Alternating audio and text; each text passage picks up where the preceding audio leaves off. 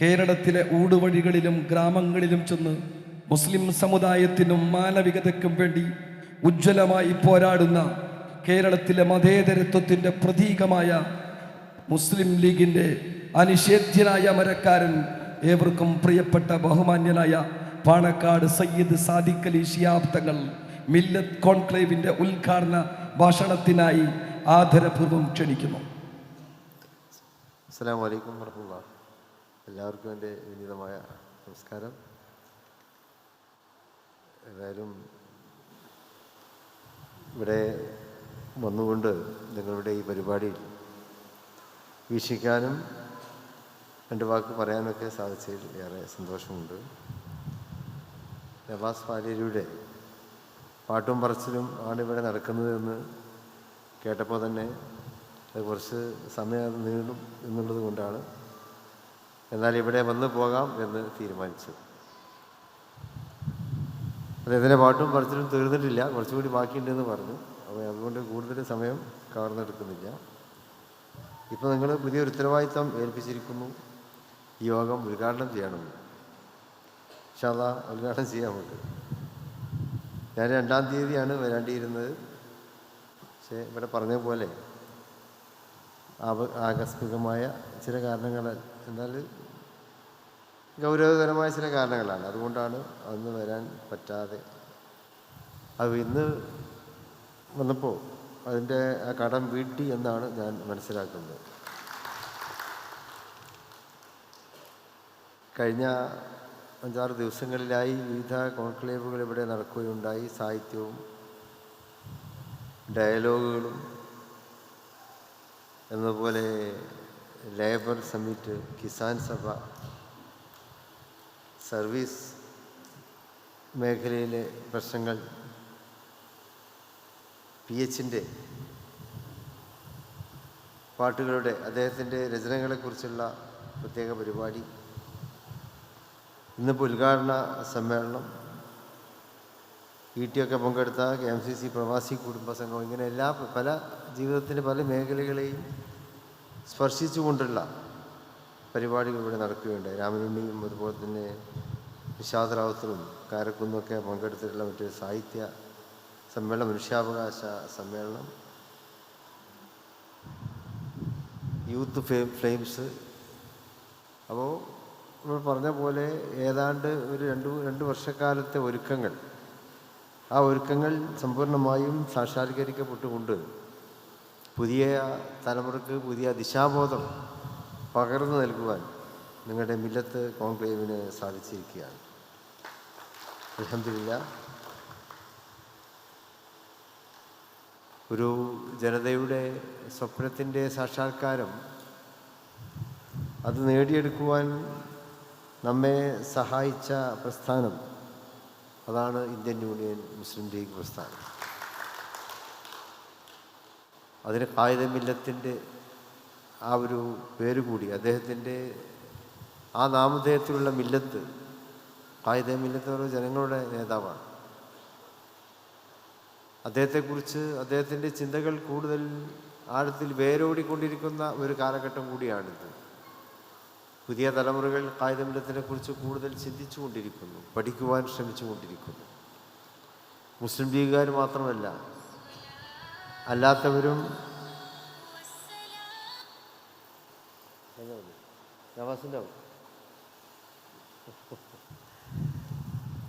ഖായിദ മില്ലത്തിനെ കുറിച്ച് കൂടുതൽ പഠിക്കുവാൻ ശ്രമിക്കുന്നൊരു കാലമാണ്. ചിലപ്പോൾ ചില യൂട്യൂബുകളിലൊക്കെ ചില തമിഴ് യൂത്തിൻ്റെ പരിപാടി കാണാൻ സാധിച്ചിരുന്നു. അവർ മുസ്ലിങ്ങളൊന്നുമല്ല, പക്ഷെ അവരുടെ വർത്തമാനങ്ങളിലും സംഭാഷണങ്ങളിലുമൊക്കെ തമിഴ്നാട്ടിൽ ജീവിച്ച് മൺമറഞ്ഞു പോയ ഒരു മഹാനെക്കുറിച്ച് അവർ ഓർമ്മിക്കുന്നത് കേൾക്കുവാൻ സാധിച്ചിട്ടുണ്ട്. അത് മറ്റാരുമല്ല, ഖായിദ മില്ലത്ത് മുഹമ്മദ് ഇസ്മായിൽ സാഹിബാണ്. അത് തമിഴ്നാട്ടിലെ സാധാരണക്കാരായിട്ടുള്ള ചെറിയ കുട്ടികൾ മുതൽ, സ്കൂൾ കുട്ടികൾ മുതൽ അവരുടെയൊക്കെ മനസ്സിലതുണ്ട്. സ്കൂൾ കുട്ടികൾ മുതൽ മുതിർന്നവർ, അതിൽ തമിഴ്നാട്ടിലെ മുഖ്യമന്ത്രിമാരുണ്ട്, ഗവർണർമാരുണ്ട്, തമിഴ്നാട്ടിലെ എല്ലാ പാർട്ടികളിലെയും ഉന്നത നേതാക്കന്മാർ ഖായിദ മില്ലത്തിനെ ഇഷ്ടപ്പെടുന്നവരുണ്ട്, ബഹുമാനിക്കുന്നവരുണ്ട്. മുഖ്യമന്ത്രി ജയലളിത ആയാലും, മുഖ്യമന്ത്രി കരുണാനിധി ആയാലും, മുഖ്യമന്ത്രി സ്റ്റാലിനായാലും അവർ സത്യപ്രതിജ്ഞ ചെയ്യുന്നതിന് മുമ്പ് എത്തുന്ന ഒരു പ്രത്യേക സ്ഥലമുണ്ട്. ചെന്നൈയിലെ ഒരു ഖബറിടമാണ്. ഖായിദ മില്ലത്ത് മുഹമ്മദ് ഇസ്മായിൽ സാഹിബിനെ അദ്ദേഹം അന്ത്യവിശ്രമം കൊള്ളുന്ന ചെന്നൈയിലെ ആ ഖബറിടം. അവിടെ കരുണാനിധി വരും, ജയലളിത വന്നിട്ടുണ്ട്, ഇപ്പോൾ സ്റ്റാലിൻ വന്നിട്ടുണ്ട്. MGR അദ്ദേഹവും ഖായിദ മില്ലത്തിൻ്റെ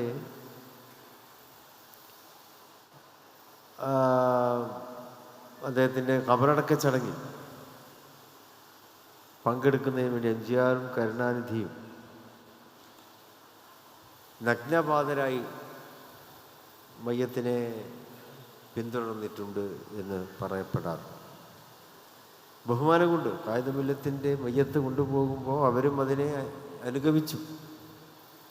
അവർ ചെരുപ്പിട്ടിട്ടുണ്ടായിരുന്നു. ഖായിദ മില്ലത്തിനുള്ള ബഹുമാനം. ചുട്ടുപഴുക്കുന്ന റോഡാണ്. എന്നാൽ MGR മറ്റൊരു ഔദ്യോഗിക നേതാക്കളാണ്. MGR എന്ന മുഖ്യമന്ത്രിയാണെന്ന് എനിക്ക് തോന്നുന്നു. എന്നിട്ട് ഗവൺമെൻറ് അവർക്ക് നടന്നു പോകാൻ വേണ്ടി, ആ കാല് പൊള്ളാതിരിക്കാൻ വേണ്ടി റോട്ടിൽ വെള്ളം അടിച്ചുകൊണ്ടിരുന്നു എന്നാണ് പറയുന്നത്. അപ്പോൾ തമിഴ്നാട് സമൂഹത്തിൻ്റെ ചെറിയ കുട്ടികൾ മുതൽ വലിയവർ വരെ, മുതിർന്നവർ വരെ സ്നേഹിക്കുന്ന മഹാനായ മനുഷ്യൻ, ഇന്ത്യൻ ഭരണഘടനയുടെ തന്നെ നിർമ്മാണ സമിതിയിൽ പങ്കുവഹിച്ചിട്ടുള്ള വ്യക്തിത്വമാണ്. ഡോക്ടർ അംബേദ്കറെ ഭരണഘടനാ സമിതിയിലേക്ക് കൊണ്ടുവരുവാൻ വേണ്ടി ഏറ്റവും ഏറെ ബാധിച്ചത് ഖായിദ മില്ലത്ത് മുഹമ്മദ് ഇസ്മായിൽ സാഹിബ്. ആ അംബേദ്കർ രൂപം കൊടുത്ത ഇന്ത്യൻ ഭരണഘടന ലോകത്തെ മികച്ച ഭരണഘടനയായി അത് അംഗീകരിക്കപ്പെടുന്നു. അതിലേറ്റവും വലിയ പ്രത്യേകത എന്നുള്ളത്, അതിൻ്റെ സവിശേഷത എന്നുള്ളത്, അത് ഇന്ത്യയിലെ ബഹുസ്വരതയ്ക്ക് ശക്തി പകരുന്നു എന്നുള്ളതാണ്. സ്വാമി വിവേകാനന്ദൻ 2 നൂറ്റാണ്ട് മുമ്പ് തന്നെ പ്രവചിച്ച ഒരു പ്രവചനം, അല്ലെങ്കിൽ 2 നൂറ്റാണ്ട് മുമ്പ് അദ്ദേഹം ലോകത്തിലെ ഒരു ഉന്നത വേദിയിൽ പ്രസംഗിച്ച പ്രസംഗമുണ്ട്.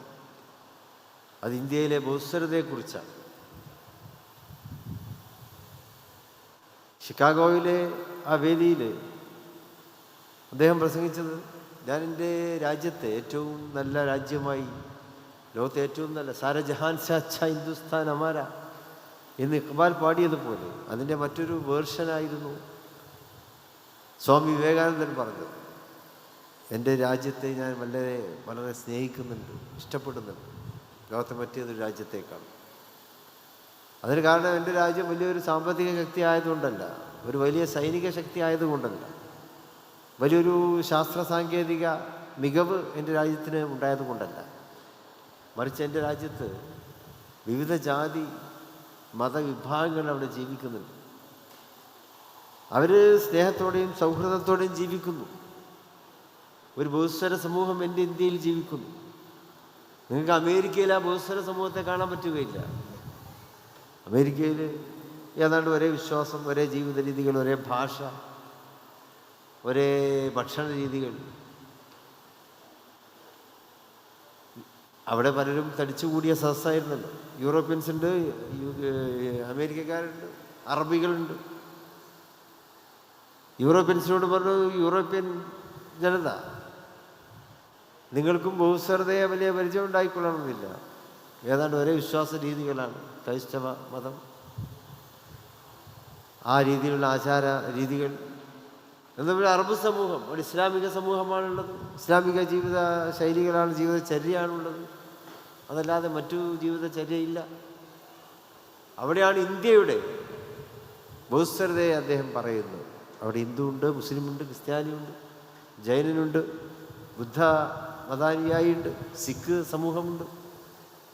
അവരെല്ലാം അവരുടെ വിശ്വാസങ്ങളും ആചാരങ്ങളും മുറുകെ പിടിച്ച് ജീവിക്കുന്നു. അതെല്ലാം അവർ നടപ്പിലാക്കുന്നു. അവരുടെ ആരാധനാ കർമ്മങ്ങൾ ഒരു വിഘ്നവും കൂടാതെ അവർ നടത്തുന്നു. മഠങ്ങളിൽ ഭജന ഇരിക്കുന്നവരുണ്ട്, മുസ്ലിം മസ്ജിദുകളിൽ പ്രാർത്ഥന നടത്തുന്നവർ, ചർച്ചുകളിൽ പ്രാർത്ഥന നടത്തുന്നവർ, ക്ഷേത്രങ്ങളിലും അമ്പലങ്ങളിലും പ്രാർത്ഥന നടത്തുന്നവർ. അവർ പക്ഷേ സ്നേഹത്തോടെയും സൗഹാർദ്ദത്തോടെയും ജീവിക്കുന്നു. അവിടെ വിവിധ ഭക്ഷണ രീതികൾ, വെജിറ്റേറിയൻസ് ഉണ്ട്, നോൺ വെജിറ്റേറിയൻസ് ഉണ്ട്. നോൺ വെജിൽ തന്നെ വിവിധ വിഭാഗങ്ങളുണ്ട്. പക്ഷേ അവർക്കിടയിൽ ഒരപസ്വരമില്ല. അവർ സ്വാതന്ത്ര്യത്തോടെ സൗഹാർദ്ദത്തോടെ ജീവിക്കുന്നു. എൻ്റെ രാജ്യത്തെ ബഹുസ്വരത അത്രമാത്രം ശക്തമാണ്. ആ ബഹുസ്വരതയുള്ള രാജ്യം എന്നുള്ളവർക്കാണ് ലോകത്തെ ഏറ്റവും വലിയ രാജ്യമായി, ഏറ്റവും സുന്ദരമായ രാജ്യമായി ഞാൻ എൻ്റെ രാജ്യത്തെ കാണുന്നതെന്ന് അദ്ദേഹം പറയുകയുണ്ടായി. ആ അദ്ദേഹത്തിൻ്റെ വാക്കുകൾ അതിൻ്റെ ആ ഒരു ഡെപ്ത് തന്നെയാണ് ഇന്ത്യൻ ഭരണഘടനയ്ക്കുമുള്ളത്. ഇന്ത്യയുടെ ബഹുസ്വരതയെ അംഗീകരിക്കുന്നു. മുസ്ലിമിൻ്റേതായിട്ടുള്ള ജീവിത രീതികളുണ്ട്, പ്രാർത്ഥനാ രീതികളുണ്ട്. അതനുസരിച്ച് ജീവിക്കാം. ക്രിസ്ത്യാനിക്ക് ജീവിക്കാം, ഹിന്ദുവിന് ജീവിക്കാം, അവരുടെ മതങ്ങളെ പ്രചരിപ്പിക്കാം. ഇങ്ങനെ ഓരോരുത്തർക്കും നൽകപ്പെടുന്ന സ്വാതന്ത്ര്യം, ആ സ്വാതന്ത്ര്യത്തെ ഇന്ത്യൻ ഭരണഘടന അംഗീകരിക്കുകയാണ്. അല്ല ഭൂരിപക്ഷ സമൂഹത്തിന് മാത്രം അവരുടെ ആ ജീവിത രീതി മാത്രമാണ് ശരി എന്നല്ല പറയുന്നത്. ഏറ്റവും ന്യൂനപക്ഷമായ സമൂഹത്തിൻ്റെ ജീവിതം, ഇപ്പോൾ ക്രിസ്ത്യൻസ് ഇവിടെ എത്ര ഉണ്ട്? 5% പോലും താഴെയാണ് അവരുള്ളത്. അവർക്കും അവരുടെ മതമനുസരിച്ച് ജീവിക്കാനും പ്രവർത്തിക്കാനും പ്രോപ്പഗേറ്റ് ചെയ്യാനും ഒക്കെയുള്ള അവകാശം ഭരണഘടന കൊടുക്കുന്നു. ഇങ്ങനെ എല്ലാവരെയും അംഗീകരിക്കുന്ന ഒരു ഭരണഘടന, അതിന് രൂപം കൊടുത്ത മഹാനായ അംബേദ്കർ, അംബേദ്കറെ അതിനുവേണ്ടി ഭരണഘടനാ സമിതിയിൽ ഉൾപ്പെടുത്താൻ മുന്നോട്ട് വന്ന മഹാനായ ഖായിദ് മില്ലത്ത് മുഹമ്മദ് ഇസ്മായിൽ സാഹിബ്, അദ്ദേഹം തന്നെയാണ് ഇന്ത്യയുടെ ജനാധിപത്യത്തിൻ്റെയും മതേതരത്വത്തിൻ്റെയും ബഹുസ്വരതയുടെയും സംവിധായകൻ എന്ന് നമുക്ക് പറയുവാൻ കഴിയും. ഭരണഘടനയ്ക്ക് ഇപ്പോൾ ഒരു പേര് പറയുന്നുണ്ടല്ലോ, സംവിധാനം. BJP അങ്ങനെ പറയാം, ഭരണഘടന എന്നല്ല, കോൺസ്റ്റിറ്റ്യൂഷൻ എന്ന് പറയില്ല. യഥാർത്ഥത്തിൽ ഇന്ത്യക്ക് ഒരു സംവിധായകൻ ഉണ്ടെങ്കിൽ അത് മഹാനായ ഖായിദ് മില്ലത്ത് മുഹമ്മദ് ഇസ്മായിൽ സാഹിബാണ്. ജനാധിപത്യത്തിൻ്റെയും മതേതരത്വത്തിൻ്റെയും ബഹുസ്വരതയുടെയും മാർഗത്തിൽ രാജ്യത്തെ മുന്നോട്ട് നയിച്ചതിൻ്റെ മുഴുവൻ ക്രെഡിറ്റും ഒരുപക്ഷെ ഖായിദ് മില്ലത്തിൽ അധിഷ്ഠിതമായിരുന്നു. കാരണം അദ്ദേഹമാണ് അത്തരം ഒരു ഭരണഘടനയ്ക്ക് രൂപം കൊടുക്കാൻ അംബേദ്കറെ ക്ഷണിച്ചു കൊണ്ടുവന്നു. അംബേദ്കർക്ക് ആ സമിതികളിൽ അദ്ദേഹത്തെ കൊണ്ടുവരുവാൻ കൂടുതൽ വാദിച്ച വ്യക്തിയാണ്. അപ്പോൾ ആ ഖായിദ് മില്ലത്തിൻ്റെ അനുയായികളാണ് നമ്മളെല്ലാവരും. അപ്പോൾ അതുകൊണ്ടാണ് നമ്മൾ ഈ മില്ലത്ത് എന്ന് കേൾക്കുമ്പോഴൊക്കെ തന്നെ നമ്മൾ ഖായിദ് മില്ലത്തിനെ ഓർക്കുന്നത്. നിങ്ങളിപ്പോൾ ഇവിടെ മില്ലത്ത് എന്നുള്ള ഉദ്ദേശം സമൂഹത്തിൻ്റെ ഒരു കോൺക്ലേവ് എന്നുള്ള നിലക്കാണ്. ഏതായാലും നമുക്കൊരു വഴികാട്ടിയായിട്ടുള്ളത് മഹാനായ ഖായിദ് മില്ലത്ത് മുഹമ്മദ് ഇസ്മായിൽ സാഹിബ്. അദ്ദേഹത്തിൻ്റെ പേരിൽ രാജ്യ തലസ്ഥാനത്ത് ഒരു ഖായിദ് മില്ലത്ത് സെൻറ്റർ തന്നെ ഉയർന്നു വന്നിട്ടുണ്ട്. അതിലെ ശില്പികൾ നിങ്ങളുടെ നാട്ടുകാരാണെന്നുള്ളിൽ നിങ്ങൾക്ക് അഭിമാനിക്കാം. അതിൽ സമീറുണ്ട്, ബാക്കിയുള്ളവരൊക്കെ ഉണ്ട്. ഷാക്കിർ ഇടയ്ക്കിടയ്ക്കൊക്കെ അവിടെ കാണാറുണ്ട്. ഏതായാലും അത് രാജ്യത്തിൻ്റെ തന്നെ ഒരു ആസ്തിയായി അത് മാറിയിരിക്കുക. ഖായിദ് മില്ലത്ത് സെൻറ്റർ സന്ദർശിക്കുവാൻ മറ്റ് രാഷ്ട്രീയ നേതാക്കളൊക്കെ തയ്യാറാകുന്നു. അവിടെ നിന്ന് വോട്ട് ചോദിക്കാൻ മറ്റ് രാഷ്ട്രീയ നേതാക്കൾ തയ്യാറാകുന്നു. അവിടെ പരിപാടിയിൽ സംബന്ധിക്കുവാൻ മറ്റ് രാഷ്ട്രീയ നേതാക്കൾ തയ്യാറാകുന്നു. അതൊക്കെ തന്നെ രാജ്യത്തിൻ്റെ നല്ല അടയാളമായി, ജനാധിപത്യത്തിൻ്റെയും മതേതരത്വത്തിൻ്റെയും ജനാധിപത്യത്തിൻ്റെയും നല്ലൊരു അടയാളമായി മാറിക്കഴിഞ്ഞിരിക്കുകയാണ്. ആ ഖായിദ് മില്ലത്തിന് സംഭാവന നൽകിയവർ അതിൽ പലരും ഇവിടെയൊക്കെ ഉണ്ട്. ഇവിടുത്തെ സ്ത്രീകൾ ഈ സമ്മേളനത്തിന് തന്നെ നല്ല സംഭാവന കൊടുത്തു എന്ന് മനസ്സിലാക്കാൻ കഴിഞ്ഞു. തീർച്ചയായിട്ടും ഇവർ ഖായിദ് മില്ലത്ത് സെൻറ്ററിന് നല്ല സംഭാവന കൊടുത്തിട്ടുണ്ടാകും എന്ന് ഞാൻ വിശ്വസിക്കുകയാണ്. അതിനുവേണ്ടി അതിനുവേണ്ടി അവരെ ഞാൻ അഭിനന്ദിക്കുന്നു. അപ്പോൾ നമ്മളെല്ലാവരും കെട്ടിപ്പടുത്ത ആ പ്രസ്ഥാനം രാജ്യത്തിൻ്റെ മതേതരത്വ ജനാധിപത്യ സംവിധാനങ്ങളെ ശക്തിപ്പെടുത്തുവാനുള്ളതാണ്. അപ്പോൾ അതിൻ്റെ ആ ഒരു സേവനങ്ങൾ അല്ലെങ്കിൽ അതിൻ്റെ സന്ദേശത്തെ പുതിയ തലമുറയ്ക്ക് എത്തിച്ചു കൊടുക്കുക എന്നുള്ളത് തന്നെയാണ് ഈ മില്ലത്ത് കോൺക്ലേവ് ലക്ഷ്യം വെക്കുന്നത് എന്ന് ഞാൻ മനസ്സിലാക്കുകയാണ്. നിങ്ങൾ അതിനുവേണ്ടി ഇവിടെ 2 വർഷത്തെ ആ ഒരു പ്രവർത്തനങ്ങൾ, അതിൻ്റെ മുന്നൊരുക്കങ്ങൾ ഇവിടെ നടത്തി. അതിൽ വിജയിക്കുവാൻ നിങ്ങൾക്ക് കഴിഞ്ഞിരിക്കുന്നു എന്നുള്ളത് തന്നെയാണ് നമ്മളൊക്കെ സന്തോഷപ്പെടുത്തുന്ന ഒരു കാര്യം. രാത്രി വൈകിയും നിങ്ങൾ അതിൻ്റെ കാര്യങ്ങളുമായി വളരെയേറെ ചേർന്ന് നിൽക്കുന്നു എന്നുള്ളത് നമുക്ക് സന്തോഷം പകരുന്നു. സാന്ദർഭികമായി ചൂണ്ടിക്കാണിക്കുവാനുള്ളത്, നമുക്കൊരു ഇലക്ഷൻ വരികയാണ്. ഒരു പാർട്ടിയെ സംബന്ധിച്ചിടത്തോളം ഏറ്റവും പ്രധാനമായിട്ടുള്ളത് തിരഞ്ഞെടുപ്പാണല്ലോ. ത്രിതല പഞ്ചായത്തിലേക്കുള്ള തിരഞ്ഞെടുപ്പ് വരുന്നു. അത് കഴിഞ്ഞ് കുറച്ചും കൂടി കഴിഞ്ഞാൽ അസംബ്ലിയിലേക്കുള്ള തിരഞ്ഞെടുപ്പ് വരികയാണ്. അപ്പോൾ ഒരു തിരഞ്ഞെടുപ്പിൻ്റെ വർഷത്തിലേക്കാണ് നമ്മൾ പ്രവേശിക്കുന്നത്. 2026 തിരഞ്ഞെടുപ്പിൻ്റെ വർഷമാണ്. അപ്പോൾ അവിടേക്ക് നമ്മുടെ പാർട്ടിയുടെ, അതുപോലെ തന്നെ പാർട്ടി നേതൃത്വം കൊടുക്കുന്ന പാർട്ടി മുന്നണിയുടെയൊക്കെ വിജയത്തിന് വേണ്ടിയുള്ള പ്രവർത്തനങ്ങൾ നടത്തണം. ഈ പഞ്ചായത്തൊക്കെ നമുക്ക് നല്ല ഭൂരിപക്ഷം കിട്ടിക്കൊണ്ടിരിക്കുന്ന പഞ്ചായത്താണ്. തീർച്ചയായിട്ടും ഇനിയുള്ള തെരഞ്ഞെടുപ്പുകളിലും അതിൻ്റെ തനിയാവർത്തനം തന്നെ ഇവിടെ ഉണ്ടാകും എന്ന് തന്നെ നമുക്ക് പ്രതീക്ഷിക്കാം. അതിന് എല്ലാവരും ഒറ്റക്കെട്ടായി രംഗത്തിറങ്ങുക. മുസ്ലിം ലീഗും UDF ഒക്കെ തന്നെ എല്ലാ മുന്നൊരുക്കങ്ങൾ വിവിധ തലങ്ങളിൽ നടത്തിക്കൊണ്ടിരിക്കുന്നു. അതൊക്കെ തന്നെ നമുക്ക് വോട്ടാക്കി മാറ്റിക്കൊണ്ട് നമ്മുടെ സംസ്ഥാനത്തിന്, പ്രത്യേകിച്ച് ഇപ്പോൾ ത്രിതല പഞ്ചായത്തൊക്കെ ജില്ലയ്ക്ക് തന്നെ വലിയ നേട്ടങ്ങൾ ഉണ്ടാക്കുവാൻ നമുക്ക് സാധിക്കണം. അതിന് നിങ്ങളുടെ ശ്രദ്ധ ഉണ്ടാകണം എന്ന് അഭ്യർത്ഥിക്കുകയാണ്. ഒരു കേരളത്തിൽ തന്നെ ഒരു മാറ്റം എല്ലാവരും പ്രതീക്ഷിച്ചു കൊണ്ടിരിക്കും. കേരളത്തിൽ ഇപ്പോൾ ഇന്നൊരു ഭരണമുണ്ടോ എന്ന് ചോദിച്ചാൽ അത് മഷിയിട്ട് നോക്കേണ്ടി വരും.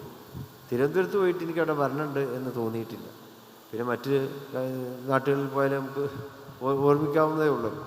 ഒരു ഭരണകൂടത്തിൻ്റെ പിന്നെ അസാന്നിധ്യം ഇന്ന് കേരളത്തിൻ്റെ ഒരു വലിയ ദുരന്തമായി മാറിയിരിക്കുകയാണ്. അപ്പോൾ ഇന്നലെ PMശ്രീയുടെ കാര്യത്തിലൊക്കെ ഉണ്ടായ കാര്യങ്ങളുണ്ടല്ലോ. അപകടകരമായ പലതും ഒളിഞ്ഞിരിക്കുന്ന കേന്ദ്ര ഗവൺമെൻറ്റിൻ്റെ ഒരു പദ്ധതിയാണ്.